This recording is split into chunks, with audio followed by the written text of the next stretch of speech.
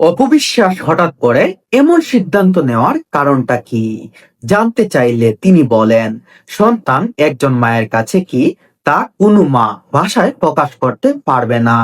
তার ব্যতিক্রম আমিও নই। জয়ের প্রথম বার্থডে থেকে পঞ্চম বার্থডেতে আমি খুবই আনন্দ নিয়ে করেছি। সৃষ্ট বার্থডেতে জয় তার পরিবারের সঙ্গে জন্মদিন পালন করেছে। এ সময় একটা বিষয়ের পর আমার মনে হলো, জয়ের জন্মদিন আর গোটা করে করব না। এরপর থেকে সিদ্ধান্ত নিয়ে জন্মদিনে আর কখনো কেক কাটবো না। প্রসঙ্গ, 2008 সালে গোপনে বিয়ে করেন শাকিব খান ও অপু বিশ্বাস। পরে 2016 সালে তাদের ঘর আলোকিত করে আসে সন্তান আব্রাহাম খান জয়। পরে দুজনের সম্পর্কে ফাটল ধরে। 2018 সালে অপু বিশ্বাস ডিভোর্স দেন শাকিব খানকে।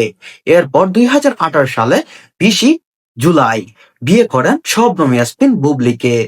তারপর 2020 সালের 21 ডিসেম্বর তাদের ঘর আলোকিত করে তাদের ঘরে জন্ম হয় শেহজাদ খান বীরের।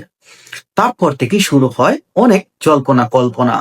অপবিশ্বাস কেন রাগ আমি ভালোভাবে জানি না, তবে একটা বিষয়, যখন অপবিশ্বাসের ছেলে আব্রাহাম খান জয়ের জন্মদিন, সেই দিনই শবনম বুবলি সেই দিনই শবনম বুবলি শেহজাদ খান বীরকে নিয়ে গোপনে ছিলেন অনেক দিনই। কিন্তু সেই দিনটা বেছে বেছে শবনম বুবলি লাইভে আসেন তার ছেলেকে নিয়ে, এবং তিনি দাবি করেন শাকিব খানের ছেলে